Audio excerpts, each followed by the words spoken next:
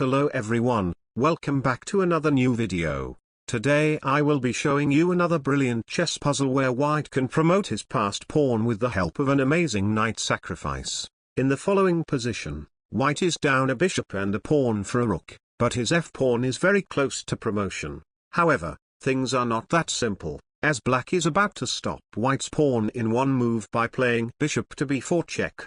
Since both of white's pieces are under attack by black's rook on e4, white must advance the passed pawn immediately with the brilliant move pawn to f7 check, and after king to h7, white has a very important choice to make. If white plays f8 queen, black will skewer white's king and queen with bishop to b4 check, and because white's bishop is pinned, making bishop to d6 impossible, white must move the king and allow the queen to be taken.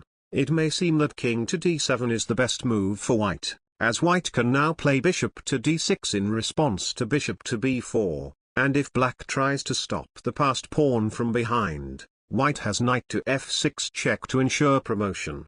Black, however, has a very strong defense with rook to d4, and it turns out that after f8 queen rook takes d6 check, any king move will allow black to move the rook away with check, winning white's queen on f8 with a discovered check.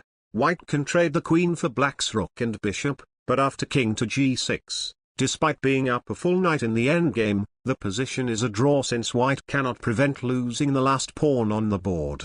It seems like a draw is the best result white has in this game, but this is surprisingly not the case. White can actually win by first promoting the pawn, and after bishop to b4 check, white must play the only winning move king to f7. After bishop takes f8, white must first play pawn to g6 check, and after king to h8 king takes bishop. It turns out that rook takes g4 is met by bishop takes g7 checkmate. Black can capture the bishop instead, expecting a draw as knight takes c5 is just a stalemate, but now white unleashes the key move of the puzzle with the amazing move knight to h6, threatening checkmate in one move. If the knight is captured, white can play pawn to g7 check, king to h7, pawn to g8 checkmate, while both rook checks will also allow white to promote his last remaining pawn easily.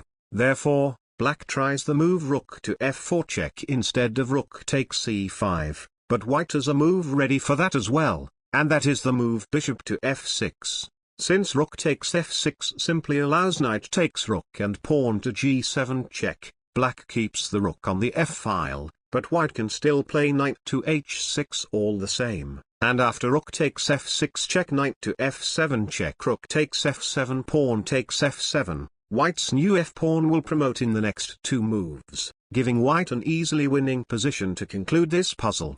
If you want to see more brilliant chess puzzles, be sure to like and subscribe for more. I will see you all in my next video. Goodbye.